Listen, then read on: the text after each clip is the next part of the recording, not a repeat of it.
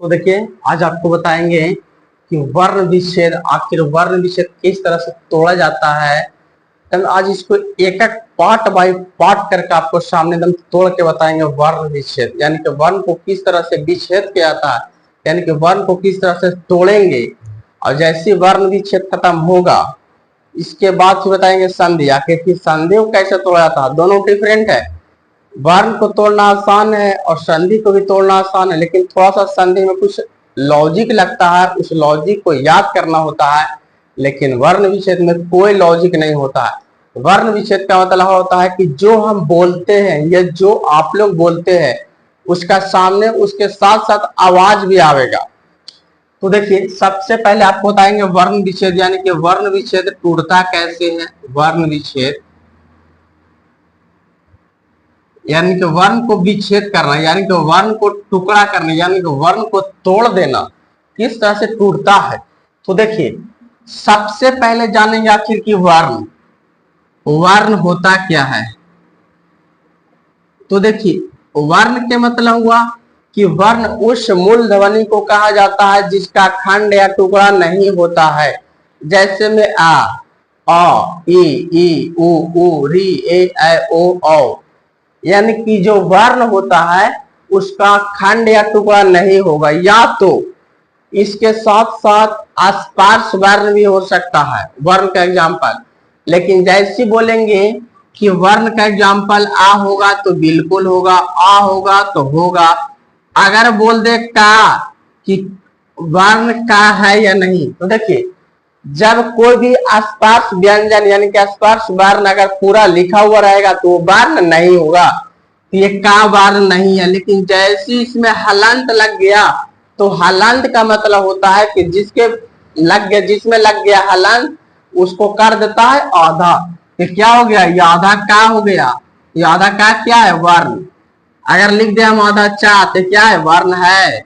अगर पूरा चा लिखे तो वर्ण नहीं है, जैसे हलंत लगा दिए तो वर्ण हो गया। हलंत का मतलब होता है किसी चीज को आधा कर देना। जैसे ये हम लिखे ना और इधर लिख दे ना, अगर हलंत लगा दे तो ये और ये दोनों आपस में इक्वल है। वर्ण दो प्रकार के, एक होगा स्वर और दूसरा होगा व्यंजन। स्वर और व्यंजन पहले डिफरेंट समझेंगे। स्वर वर्ण के मतलब होता है वैसा वर्ण जो किसी दूसरा वर्ण पर निर्भर नहीं रहता है, और व्यंजन वर्ण के मतलब हुआ कि वैसा वर्ण जो स्वर वर्ण पर निर्भर रहेगा, यानी कि स्वर वर्ण रहेगा वो किसी दूसरा वर्ण पर निर्भर नहीं करेगा, जबकि व्यंजन वर्ण जो है स्वर वर्ण पर निर्भर करेगा। जैसे अगर हम बोल दे आ, तो आ क्या है, स्वर वर्ण। आ क्या है, स्वर वर्ण। औ तक होता है स्वर वर्ण, और स्वर वर्ण की संख्या कितनी है, तो 11।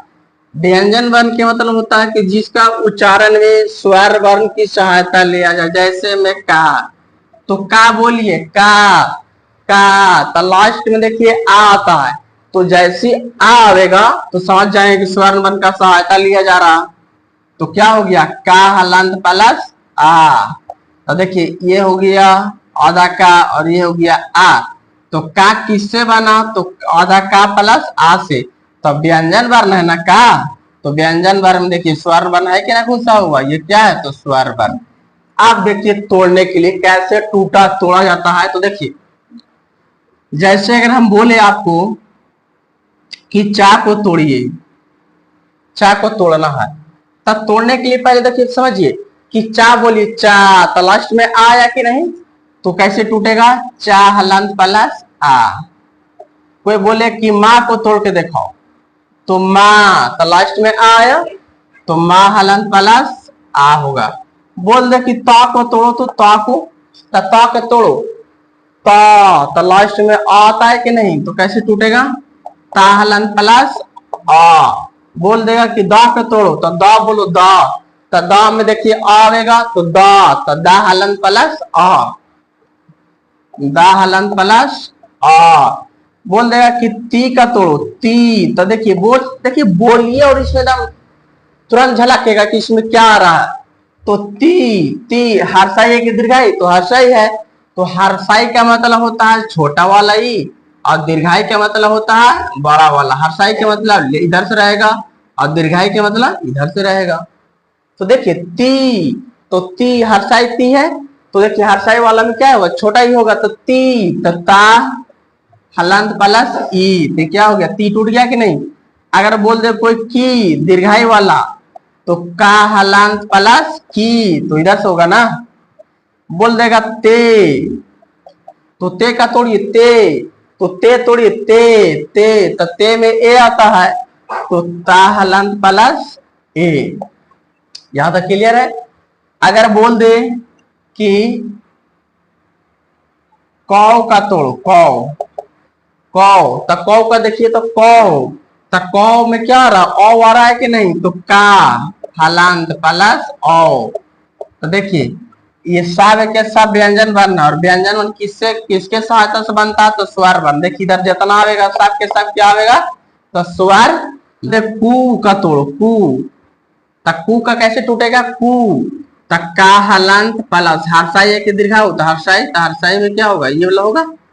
बोल दे गए कि नू दीर्घाई वाला, तो ना हलंत प्लस क्या होगा, बाड़ी ऊ ना होगा, काहे कि इधर से है। बोल देगा कि कन का तोड़ो, कन, तक्कन, तक्कन, कन, कन में क्या है, अन आता है कि नहीं, तो का हलंत प्लस अन। क्लियर है। बोल देगा ना, तो क्या होगा, ना हलंत प्लस आ। बोल दे तो क्या होगा, ता हलंत प्लस तो ओ आया, तो ता हलंत प्लस ओ। तो ये हो गए एका वो के सिखा दिए। आप देखिए लंबा वाला, जरा ध्यान से समझिए। अगर हम बोल दे कालम का तोड़ के बताओ, कालम, तो देखिए पहले एका वो अक्षर को तोड़िए, तो पहले का के बारे में सोचिए, तो का कैसे टूटेगा, तो का में आया का प्लस आ, का कंप्लीट। अब ला को तोड़िए, तो कैसे टूटेगा, ला हलंत प्लस आ, हो गया ला कंप्लीट। अब माँ को तोड़िए, तो माँ में भी आया, तो माँ हलंत प्लस आ गया।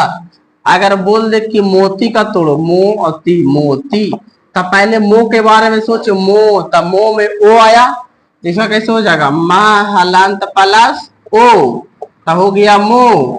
अब ती, तो ती में आया ई, तो ता हलंत प्लस ई, कौन सही होगा, तो दीर्घाई वाला।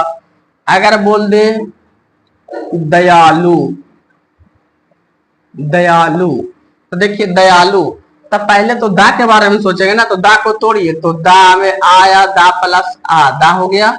या को तोड़िए, तो या यानी कि या प्लस आ। उसके बाद लू का ला हलंत प्लस ऊ, हो गया कि ना। या बोल दे, देखिए दिल्ली, तो पहले दी का तोड़ेंगे, दी, तो हो जाएगा दा हलंत प्लस ई, दी हो गया। अब ला, अब जरा यहाँ पे समझिएगा, अगर बीच में आधा आ जाएगा कोई भी अक्षर, तो ला है ना, तो इसको लिख देंगे पूरा ला और हलंत लगा दे, तो आधा ला लिखो या पूरा ला लगा के हलंत लगा दो, तो दोनों के दोनों सेम हुआ, तो ला था तो ला हो गया। अब इसमें आ नहीं लगेगा, काहे नहीं लगेगा, काहे कि यहाँ कह रहा है कि आधा ला लिखना है, आधा ला लिखा गया, तो आगे लिखने की जरूरत नहीं है। अब बचा ली, तो फिर ली के लिए क्या होगा, ला हलंत प्लस दीर्घाई वाला ई, समझे। अगर बोल दे बनारस, तो बा को तोड़िए पहले, तो बा हलंत प्लस आ प्लस, नौ को तोड़ेंगे तो ना हलंत प्लस आ, रा को तोड़ेंगे तो रा हलंत प्लस आ, और सा को तोड़ेंगे तो सा हलंत प्लस आ।